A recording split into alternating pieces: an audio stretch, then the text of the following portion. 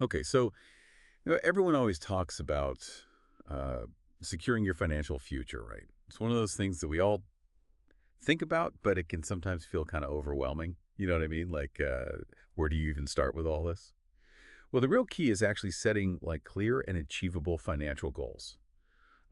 It's kind of like when you're building a house. You wouldn't just start building without like a blueprint, right? And your financial goals are kind of like that blueprint. They're the plan for building a strong and stable future. So where do we actually begin with all this? Well, the first thing is to really focus on those like short-term goals. These are the foundation, the building blocks that set you up for success down the line. And one of the most important things you can do right off the bat is create a budget. Now, a lot of people hear the word budget and think, oh, no restrictions. But it's not really about restricting yourself. It's more about understanding where your money actually goes. Because you might be surprised by all those little leaks. You know what I mean? Like that daily coffee or those impulse buys that you make. They all add up over time and they can really make a difference. So once you can see the bigger picture of where your money's going, you can start making, smarter choices. Like what if instead of getting takeout every day, you cooked at home a couple times a week? Little changes like that can actually have a big impact. Now imagine for a second that you suddenly lose your job or you get hit with like a huge medical bill out of nowhere. Pretty scary right now. That's why it's so important to have an emergency fund. It's like your safety net, your financial cushion that can give you peace of mind when something unexpected happens. You don't have to start big. Even $500 or $1,000 is a good starting point. And then you can gradually build it up to cover like 3 to 6 months of your living expenses. Think of it like this. Every time you get like a bonus or a tax refund or even just an extra paycheck, put some of that money straight into your emergency fund. Or maybe you could turn a hobby into a side hustle, or even sell some stuff you don't need anymore. You can even set up automatic transfers to a separate savings account so you don't even have to think about it. Even just like 20 bucks a week can really make a difference over time. Okay, now here's a question that comes up a lot. Should you focus on paying down your credit card debt first or building that emergency fund? It's a tough one, right? Some people will say that high interest debt is like a giant weight holding you back, while others will say that it's more important to have that emergency fund in place in case something happens. So what should you do? Well, there's not really a right or wrong answer here. It depends on your individual situation and what feels right for you. If you decide to focus on paying down debt first, one method you can try is the debt avalanche method. Basically, you tackle the debt with the highest interest rate first, which saves you money in the long run. It's like a strategic attack on those interest charges. But if you're someone who likes to see those small wins to stay motivated, then the debt snowball method might be a better fit for you. This is where you pay off your smallest debts first, no matter what the interest rate is. Every time you pay off a debt, it gives you a little boost of motivation to keep going, like a snowball rolling downhill, right, gathering momentum. Now, if you're dealing with a really large amount of debt, you might consider debt negotiation or settlement. But you got to be careful with those because they can affect your credit score. And bankruptcy, well, that's the absolute last resort, the nuclear option that comes with some serious long-term consequences. So that's something to really think carefully about. So there you have it. Those are some of the basic steps to getting started with setting those short-term financial goals. Okay, so we've covered those those initial short-term goals, but now let's kind of like shift gears a little bit and talk about those midterm goals. Those are like the bridge between where you are now and those like bigger long-term dreams you might have. So think like 3 to 5 years down the road. What are some of the big things you want to achieve in that time frame? And one of the most important things to think about in this stage is protecting yourself and your family with insurance. I know insurance isn't exactly like the most exciting topic to talk about, but think of it as like a safety net, a way to make sure you and your loved ones are taken care of if something unexpected happens. So first up, life insurance. Life insurance basically ensures that your family is financially secure if something were to happen to you. Term life insurance is a pretty good option for most people. It's relatively straightforward and affordable. And if you're not sure where to start, an insurance broker can help you find the right policy for your needs. And don't worry, if you have some health issues, there are policies out there for almost everyone. Now, what about protecting your income if you get sick or injured and you can't work? That's where disability income insurance comes in. It basically replaces a portion of your income if you're unable to work due to an illness or an injury.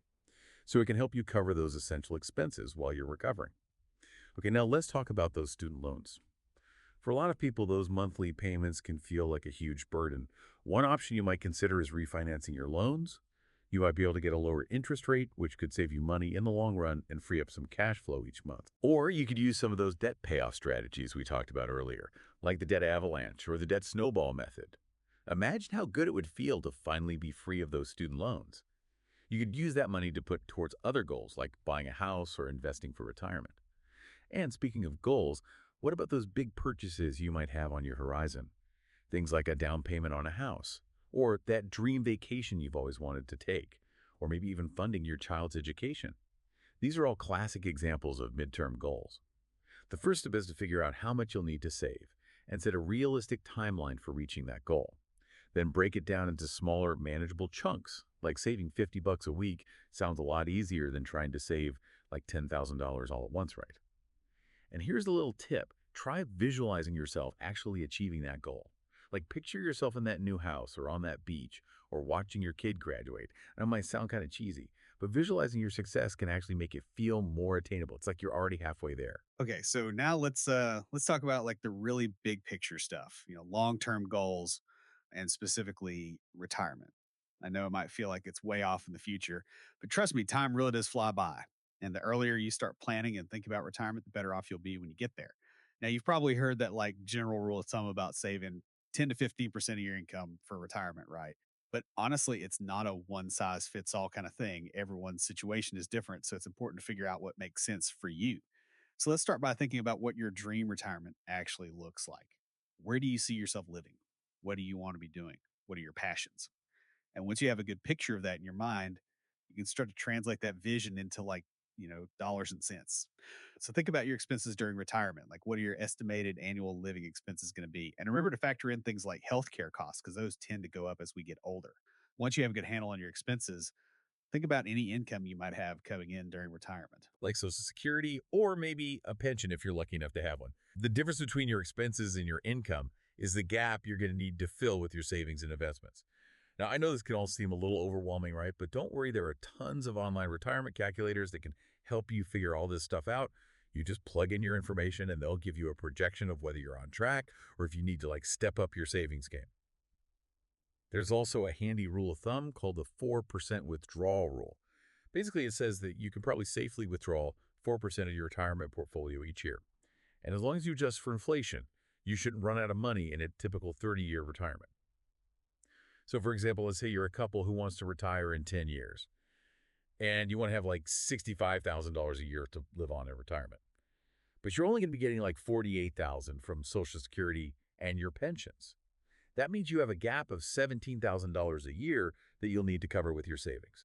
So if you apply the 4% rule to that $17,000 gap, you would need around $425,000 in retirement assets to make that work. I know that might sound like a lot of money. But remember the power of compound interest. The earlier you start saving and investing, the more time your money has to grow. It's like a snowball rolling downhill. It gets bigger and bigger over time. So if your employer offers a retirement plan with a matching contribution, definitely take advantage of that. It's basically free money. And you can also boost your contributions at the beginning of each year to give your money even more time to grow. So at the end of the day, remember, this financial planning is a marathon, not a sprint. There are going to be bumps in the road and maybe some detours along the way, but don't get discouraged. Just keep your eye on the prize. Celebrate those small victories like paying off a debt or hitting a savings milestone. Because financial success isn't just about the numbers. It's about having the freedom and the peace of mind that comes with knowing you're in control of your finances. It's about being able to live life on your own terms, pursue your passions, and provide for your loved ones without constantly stressing about money. So take charge of your financial future. Set those goals, make a plan, and take action. You got this.